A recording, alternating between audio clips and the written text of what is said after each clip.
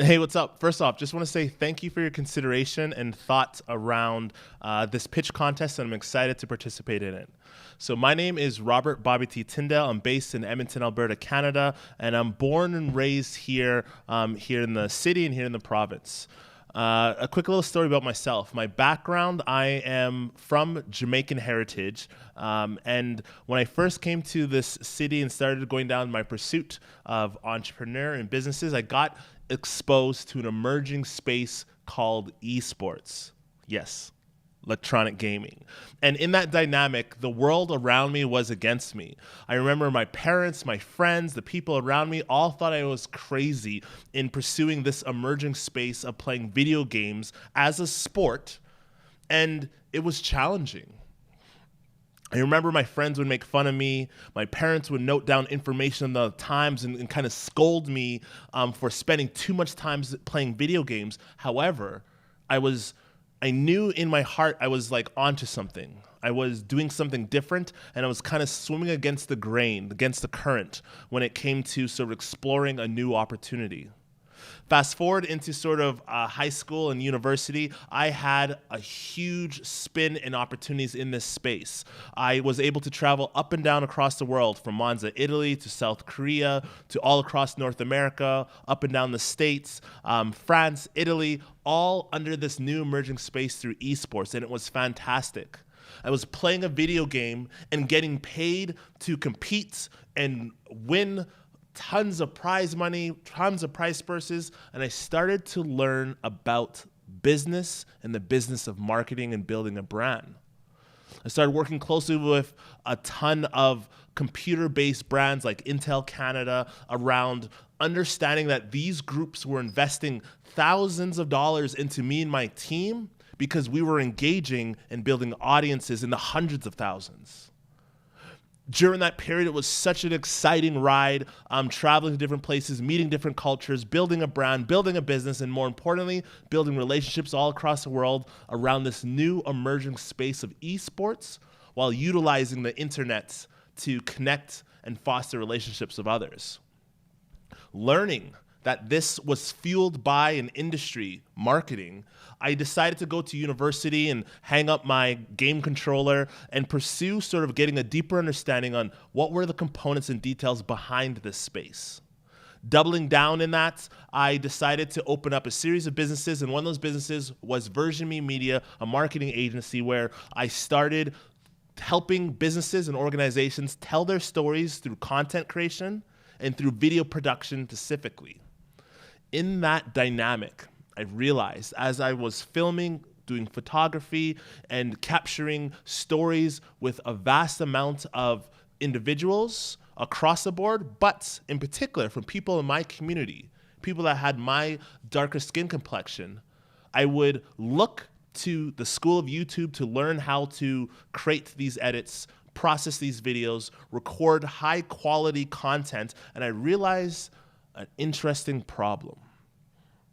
When it came to people that looked like me, that potentially looked like you, that had a darker skin tone associated with it, I would see tons of examples, but I noticed a pattern that my example, my skin tone, my way of lighting, telling stories, being present, and more importantly, the way that I can edit myself and also others, there was a lack of that information.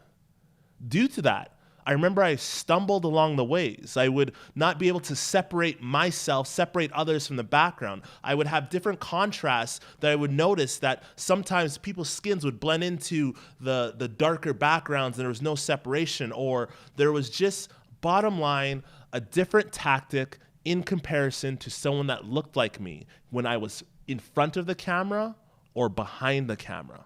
And so I got to work. I started studying, I started realizing, I started testing, I started prototyping, I started working with different materials and talking to others and learning how to process that. And I realized there was a gap in the market. There was a lack of understanding how to record in color.